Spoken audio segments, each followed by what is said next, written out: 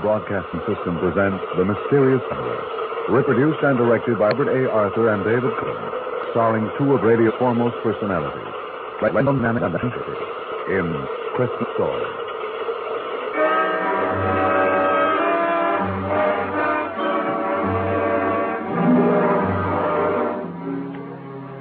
This is the Mysterious Traveler inviting you to join me on another journey into the realm of the strange and the terrifying. I hope you will enjoy the trip, and it will thrill you a little and chill you a little. So settle back, get a good grip on your nerves, and be comfortable if you can. And it's the tale of an enterprising young man. It's a drama I call Christmas Story.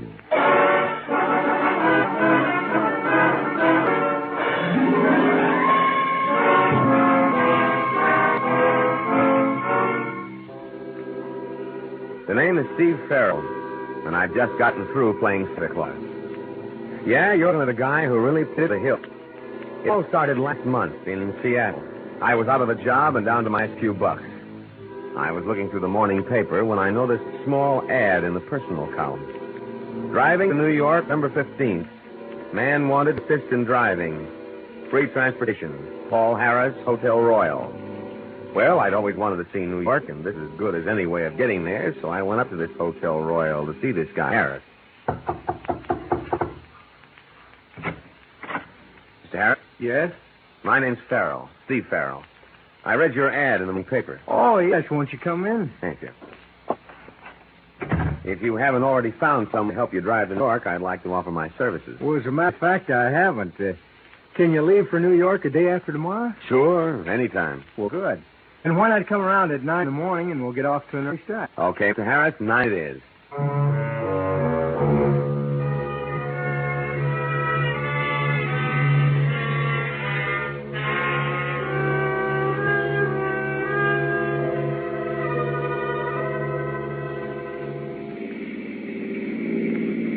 You know when you're tired driving, Mr. Harris, and I'll take over. Thanks, you will. Why not call me Paul? Huh? Okay. Steve is my first name. Lewiston, 30 miles. Lewiston, that's Idaho, isn't it? Yeah, we're just crossing the state line into Idaho. Oh, this is all new to me. I was born and raised in Alaska. This is my first trip to the States. Well, you're going to see a lot of scenery being here in New York. Yes, I'm looking forward to it. Life must have been rugged in Alaska. Oh, it was. My parents were homesteaders. I never saw a sea until a week ago when I arrived in Seattle. How come you're going to New York? Well, my parents died last year. My grandfather, whom I've never seen, was asking me to come visit him. You never seen him, huh? No. No, there was some sort of squabble between my parents and my grandfather before I was born, and they went to Alaska. And in all the years since then, my grandfather never wrote to him. Sounds like a stubborn guy. Yeah, he sure does. What are you going to New York for? Oh, mainly to look for a job. And I've always wanted to see the big city. So have I. Do you mind taking over now, Steve? My eyes are getting tight. Be glad to. Pull over to the side of the road. It's a long way from Seattle to New York. And there wasn't a radio in the car, so we just talked. And mostly we talked about Paul, his life in Alaska, his parents, his grandfather. By the time we hit Columbus, Ohio, there wasn't a thing I didn't know of the guy. And what told me his grandfather was loaded. And even more, he was the old man's only relative. It was obvious the kid was walking into a fortune. Yeah, some guy had all luck. So these are the Allegheny Mountains. Yeah. You better take it easy, Paul. The road's a little slippery. Okay. How much further to New York? 250 miles. It's dark. You better stop for the night. It's tourist car. All right. I should be able to make New York by tomorrow afternoon. Yeah, easy. Your eyes bothering you? Yeah. You better let me take over when you get to the bottom of this mountain. Okay. You know, you ought to be an eye doctor. Your eyes seem to get tired awful quick. Well, the truth of the matter Hey, is... look, we're starting to skid. No, Jam, brake. It only makes it worse. The reverse wheel. I have. Steve, we're skidding off the road toward the mountain. Give me that wheel and do as I say. We're out of control. We're going over.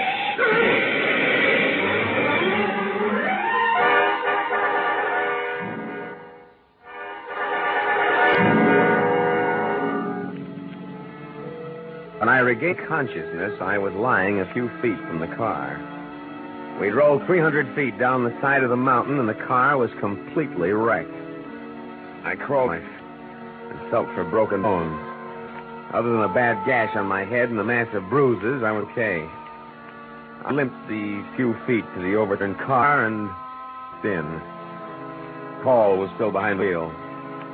Even before I reached for his pulse, I had a feeling he was dead. Paul's luck had run out. He'd never see all that dough that was waiting for him in New York. Yeah, it was then that it came to me. I hadn't wished the guy dead, but now that he was, and nobody in the States knew Paul or what he looked like, and on the other hand, I knew everything about him. Well, it was a gamble, all right, but there was a fortune in the kitty. I went to work switching our clothes and all identification. Finished, the state police patrol car came along the mountain road and spotted the wreck. They took me to headquarters, where I made a complete statement. A couple of months later, I grabbed a train for New York.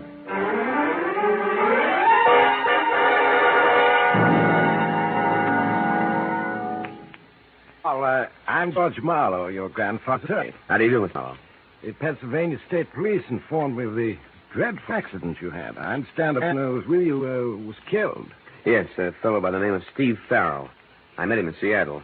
He assisted me with the driving. It's bad, but thank heavens it wasn't you. It would have been your grandfather's death blow. How is it? Weak, very weak, but eagerly waiting to see you. All right, come along. Yes, sir. How's the gash on your head? Oh, not too bad. It was treated by a doctor at the state police headquarters. You can only spend a few minutes with your grandfather, and excitement must be avoided by all means. I understand. Here.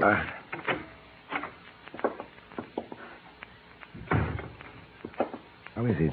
He's much better this afternoon. Joan, this is Harris. Paul Joan Dietrich, your grandfather's nurse. How do you do? Hello. Paul. Is that you, Paul? Yes, sir. Come here. Where I can see you. Miss Grantley. So, you're Paul. My grandson. Yes, sir. Sit down by my bed and let me look at you. All right, Grandfather. You don't look like your mother. Must take after your father's side of the family. Yes, I do. That bandage. What happened, Paul? Well, I was in an accident, but it's nothing, just a scratch. You're sure? Yes, of course. I suppose you're wondering why I sent for you after all these years. Cutting off your mother, father. Does it matter now? The thing is, I'm here.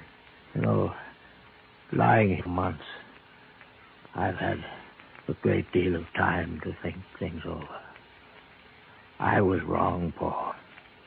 Your mother, she had a perfect right to marry anyone she wished. It was only my stubbornness that prevented the reconciliation. We all make mistakes. Yes, but the years, not seeing my own flesh and blood, it's been lonely, Paul. So lonely. And all my fault. But you're not alone anymore. I'm here. Yes, Paul, yes. What little time I have left, we must spend together. I think that's enough for now, Mr. Marshall. Paul can come and see you later, after your nap. Just a few more minutes, John. After your nap. Oh, she's a wonderful girl, Paul, as soon as I'm awake. All right. Now, let me fix pillows for you. Just your being here seems to have helped him, Paul. What do the doctors say, Mr. Marlowe? Week, month, several months at the outside. That bad, huh? Yes. Well, you must hire that trip. I had your suitcase taken to your room. Do you have any other luggage on the way? There's a small trip coming, but it won't be here for weeks. If you need any money, just let me know. Your grandfather's placed a considerable sum at your disposal. Thanks. But I still have 2,000 left of the 5,000 he sent me. Very well, Paul. Remember, if there's anything at all you want, just let me know. Yeah, Yeah, I was in. There was no question that I'd pass as Paul Harris. And why not? I had all the answers, and I was playing it careful. I walked through room after room of that Fifth Avenue mansion, knowing that within a matter of months it would be mine. In the weeks that followed, not a day passed I didn't spend a few hours with the old man. He liked me, I could see that. And the funny thing is, I liked him, too. During our little chats, there were times I felt I was his grandson. And sitting in at little sessions, not saying much, just watching with those gray eyes of hers, was Joan Dietrich. She was one lovely dish. And I could feel things building between us. Whenever she got evening off, we went out together. Having a good time? Wonderful. I love dancing. Why, Mr. Harris, what are we doing out on the terrace? The museum air. Too many people in there. You know, if you don't make a pass at me soon, I'm going to get discouraged. Ours is a short acquaintance. 3 weeks. What's the time to do with it? The day I walked in Grandfather's room, first thing, you knew this moment would come. Oh, God. I feel the same way, baby. So I was flying. Love me? You know I do. Why the tears? Oh, I do. I want to believe in you. I've been so confused. About what? Go on. I want to hear. Are you really Paul Harris? What makes you ask that? In your talks with Mr. Marshall, several things you said seemed strange. Such as? Well, your grandfather spoke of a restaurant in San Francisco, and you said he knew it. Yet if you are Paul Harris, how could you not? Paul Harris has never been to San Francisco. I might have taken in San Francisco on the way to New York, you know. What else about you? You mentioned the television show you seen 6 months ago. There is no television in Alaska. If you're Paul Harris, could you have seen it? People up in Alaska see kinescopes of television shows, baby. They show like movies. Darling, just tell me I'm wrong. That's all I want to hear. I wish I could tell you I'm Paul Harris. But I'm not. You're not? No. The name is Farrell. Steve Farrell. Steve Farrell? Wasn't that the fellow that was killed in that... It was Paul Harris who was old. You changed identity. Yes. Oh, how could you? How could you? I was tired of being broke. Of going from one lousy job to another. I saw a chance to grab a fortune. And took it. What are you going to do? I should go to the police. I can't. Mr. Marshall thinks you're his grandson. He's extremely fond of you. If the truth were to come out, I'd kill him. Is that the only reason you can't go to the police? Oh, Steve, what are we going to do? Nothing. Nothing. That's right. I'm going on being Paul Harris until the old man dies. Then I'm taking the estate. You can't, Steve. You can't. Why not? While the old man's alive, I'm making him happy. If I get his estate when he dies, who loses by it? Even as though he has other relatives, why shouldn't I get it? Oh, it's wrong, Steve. It's wrong. It's wrong only if you're caught, baby. Only if you're caught.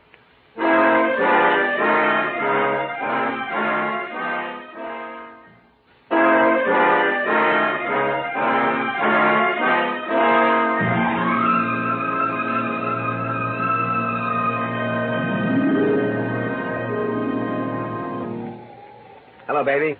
What you doing up here on the roof? Just getting a little fresh air while Mr. Marshall sleeps. How is he? He can't last more than a few days. Who you crying for? The old man? Or me? Both of you. Oh, Steve, ever since the other night when you told me I haven't been able to give anything else. It's wrong, Steve. It's so wrong. Who am I hurting if I get the estate? I deserve it if anyone does. At least I'm making the old man happy in his last hour. What is your course?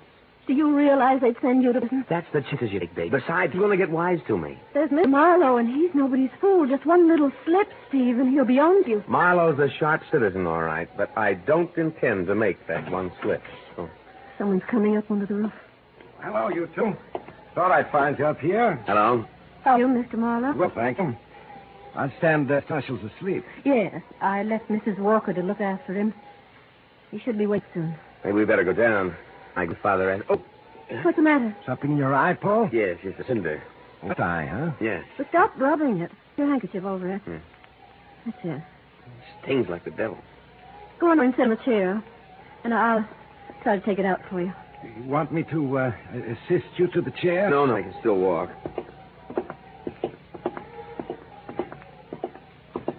Now sit down and tilt your head back. That's it. Take the handkerchief away. I'll see it. Hold still. There. I got it. Thanks, John. I think we'd better go down now. Yeah, okay. You coming, Mr. Marlowe? What? Oh, yes. I'm coming.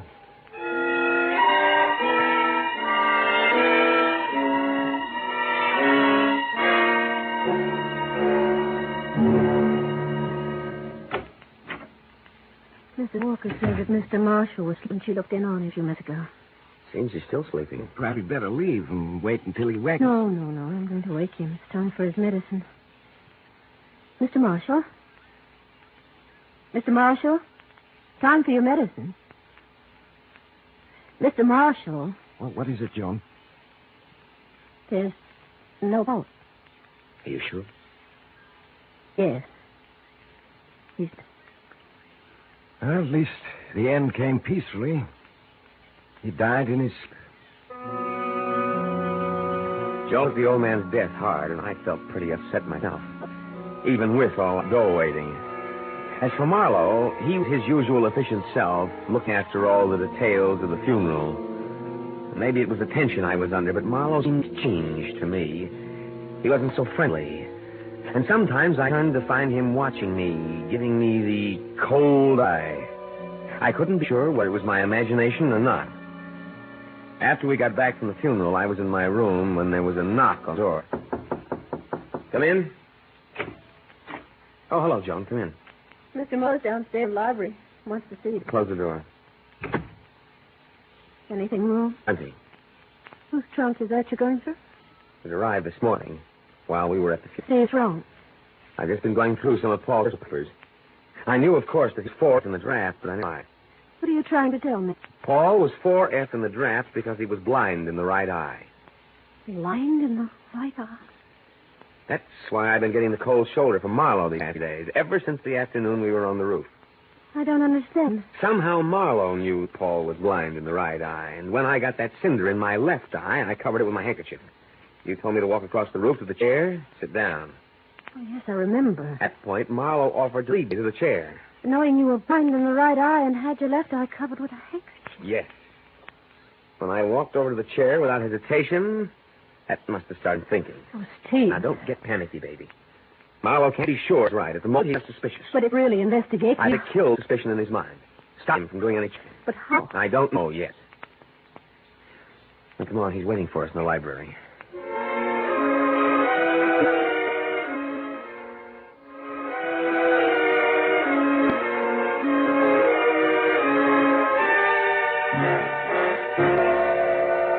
Sorry to have kept you waiting, Mr. Marlowe. That's quite all right. If you'll excuse me, No, I'll... Joan, don't go.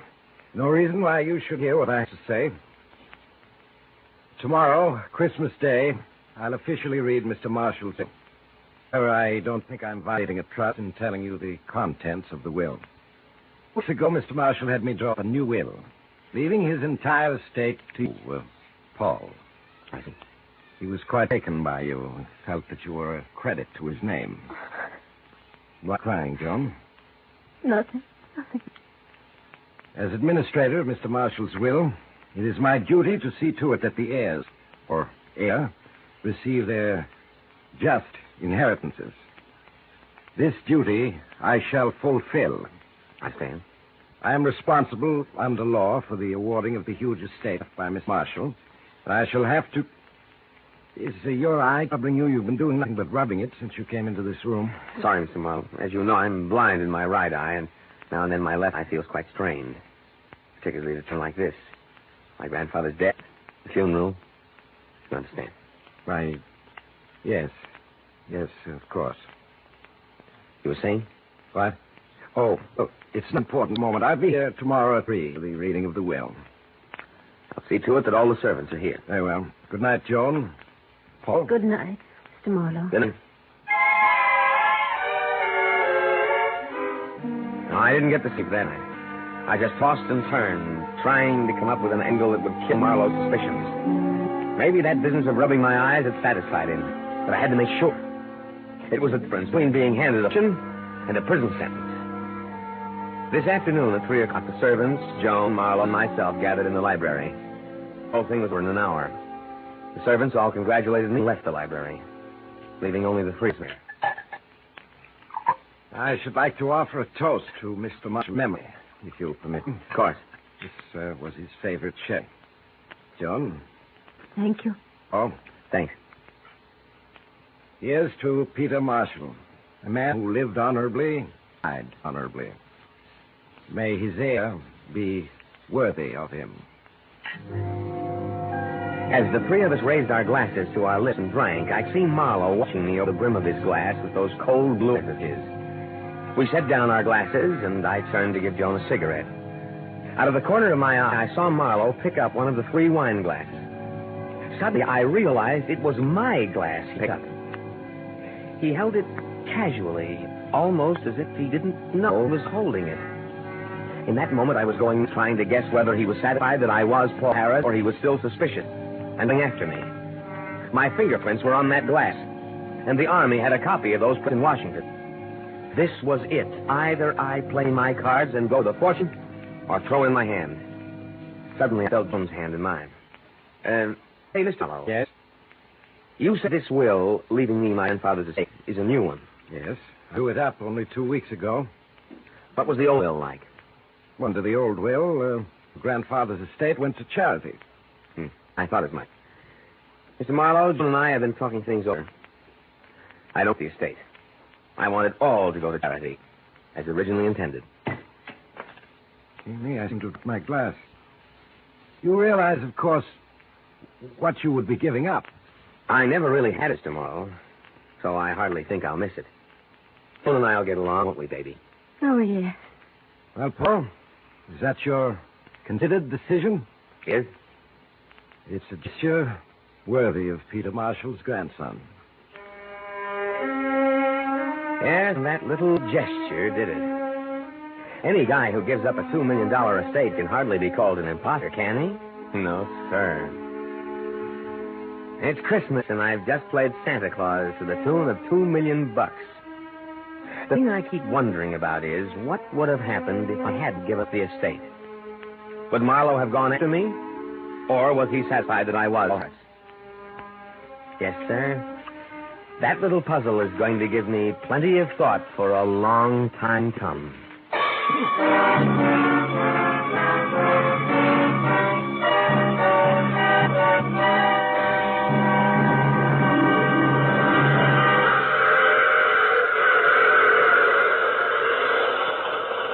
This is the Mysterious Traveler again. Did you enjoy our trip? Or what happened to Paul Harris? Or rather, should I, Steve Farrell? He and Dawn were married. Oh, you have to get off here. I'm sorry. But remember, I take this same train every week at this same time.